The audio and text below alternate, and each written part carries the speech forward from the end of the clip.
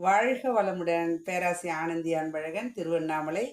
இன்னைக்கு சிந்தனையாக என்ன எடுத்துக்கலாம் அப்படின்னா, சுவாமிஜியோட ஓர் உலக ஆட்சி அப்படின்றதுல எடுத்துக்கலாம். ஓர் உலக ஆட்சி இருந்தால் தான் எல்லாருக்கும் எல்லாமும் கிடைக்கும்ன்றது அவரோட கான்செப்ட். அதுக்கு தான் அவரோட உலக அமைதி அப்படின்றது இதுக்காக தான் அவர் உலக சமுதாய சேவா சங்கம்னு நிரூபிச்சிருக்கிறார். அதில் பார்த்தீங்க அப்படின்னா, தனி மனிதன் அமைதி ஆரம்பித்து உலக அமைதி வரலும் அவரோட கொள்கை பரப்பு இன்னைக்கு நடந்துட்டு இருக்கு. அதுக்கு என்ன சுவாமி சொல்றாருன்றது இன்னைக்கு சிந்தனைக்கு எடுத்துக்கலாம்.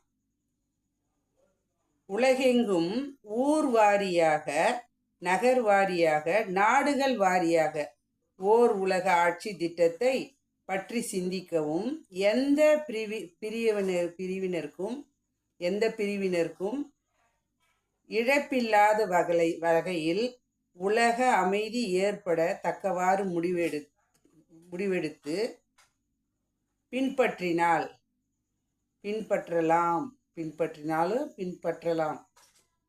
இந்த பெருநோக்க சேவையாற்ற வாக்கு, பொருள், ஆற்றல் என்ற எல்லா வகையாலும் உலகுக்கு தொண்டு செய்ய வாருங்கள், கூடுங்கள், நலம் கண்டு மகிழுங்கள் என்று அன்போடு அழைக்கின்றோம் அப்படின்னு சுவாமிஜி கொடுத்துருக்காரு. அதாவது என்ன சொல்கிறார் அப்படின்னா, இந்த ஓர் உலக ஆட்சி அப்படின்னா சொல்லுவாங்க 5 விரலும் ஒன்றா இருக்கா அப்படின்னா இருக்காது. 5 விரலும் வேறு வேறு மாதிரி தான் இருக்குது. ஆனால் இதுதான் சேரும் பொழுது நமக்கு கரெக்டாக மேட்ச் ஆகும். ஏன்னா ஒன்று ஏறக்குறைய இருக்கிறது தான் இப்படி எல்லாமே சேர்ந்து வருது. அதுபோல் உலகெங்கும் இருக்கக்கூடிய ஊராக இருக்கட்டும், இல்லை நகராக இருக்கட்டும், நாடுகளாகட்டும், எல்லாமே என்ன பண்ணுங்க, ஓர் உலக ஆட்சி திட்டத்தை பற்றி சிந்திக்கவும் எல்லாருமே அந்த சிந்தனை செய்ய வேண்டும். ஏன் அப்படின்னா எல்லாருக்கும் எல்லாம் இறைவன் எல்லாமே கொடுத்துருக்காங்க. ஆனால் தட்பவெப்ப சூழ்நிலை, குடும்ப சூழ்நிலை, பொருளாதார சூழ்நிலை, இந்த மத சார்பாகவும் சில விஷயங்களை பிரிஞ்சு இருக்கிறோம். ஆனால் மனிதன் என்று பார்த்தோம் அப்படின்னா எல்லாமே ஒன்று தான். அதான் சொல்லுவாங்க, ஒரு வரைபடத்தை கொடுத்து, உலக வரைபடத்தை கொடுத்து இதை ஒன்றாக்குன்னு சொல்லி பிச்சு பாட்டாக கொடுத்துட்டாராம் ஒருத்தர் பெரியவர்.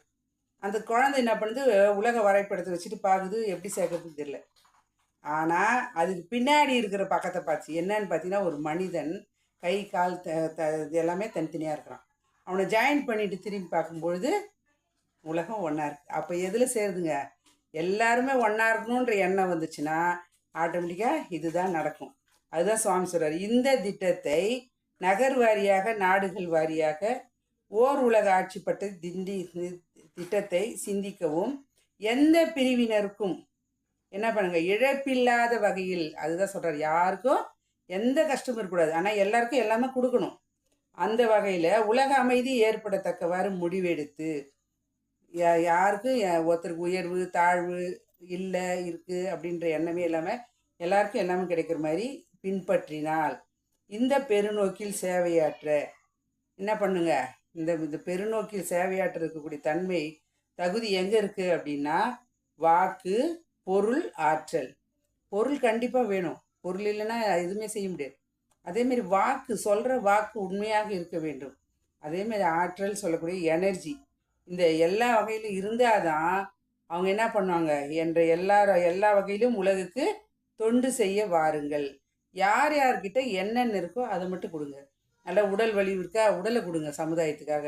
பொருள் இருக்கா கொடுங்க. புகழ், செல்வாக்கு எல்லாமே இறைவன் ஒன்று நமக்கு கொடுக்குறான் அப்படின்னா அதை நீங்கள் சமுதாயத்துக்கு கொடுக்கும் பொழுது தான் அதுவும் பெருகும், நாமும் பெருகுவோம். இட்டாருக்கு உண்டு வாழ் அப்படின்வாங்க. அதாவது ஒருத்தர் கொடுத்தா அப்படின்னா கொடுக்குறவங்க கை எப்படி இருக்குங்க, உயர்ந்து நிற்கிறது, வாங்குபவர் கை தாழ்ந்து நிற்கிறது. இது எதுக்காக சொல்ல வராங்க அப்படின்னா, இருக்கக்கூடியவங்க எந்த விதத்திலேயாவது உடல் அளவுலையோ, பொருளோ, செல்வாக்கோ, வாக்கோ எந்த விதத்திலேயாவது கொடுக்கும் பொழுது எல்லாரும் ஒன்றாக இருக்க வேண்டும்ன்ற எண்ணம் நமக்குள்ளே வர ஆரம்பிக்கும். இதுக்கு தான் சுவாமி சொல்கிறார், இதை செய்ய வாருங்கள், கூடுங்கள், நலம் கண்டு மகிழுங்கள். ஒருத்தர் துன்பத்தில் இருக்காங்க அப்படின்னா அந்த துன்பத்தை நம்ம போக்கும்போது என்ன ஆகுதுங்க, அவங்களுக்கு சந்தோஷம் கொடுக்கும்போது நமக்கும் அந்த ஒரு மனசு நிறைவு கண்டிப்பாக வருகிறது. அப்போ என்று மகிழுங்கள் என்று அன்போடு அழைக்கின்றோம்ன்றார் சுவாமிஜி. இந்த உலக அமைதிக்காக உங்களால் முடிஞ்சதை பொருளை கொடுங்க, அருளை கொடுங்க, செல்வாக்கு கொடுங்க. ஆனால் எல்லாரும் என்ன பண்ணுங்க, எல்லாருக்கும் எல்லாமே பகிர்ந்து உண்டு வாழ்ந்தோம் அப்படின்னா தேவைக்கு தான் வாழறோம். உடல் உணவாகட்டும், உடையாக இருக்கட்டும், இருப்பிடமாக தேவைக்கு நம்ம வாழ்ந்தோம் அப்படின்னா துன்பம் இல்லை. தேவைக்கு அதிகமாக போகும்போது அங்கே துன்பம் தான் விளைவிக்கும். அந்த விதத்தில் நாமும் வாழ்வோம், உலகத்தில் மற்றவர்களும் வாழ வேண்டும் என்று சுவாமிஜி அதுக்கும் அழகாக ஒன்று சொல்லியிருக்காரு. நீங்கள் உங்களால் எதுவும் செய்ய முடியலையா, வாழ்க வையகம், வாழ்க வையகம், வாழ்க என வாழ்த்தி மகிழுங்கன்ற அந்த விதத்தில் நான் என்னால் செய்ய முடியலன்னா நான் வாழ்த்துறேன்.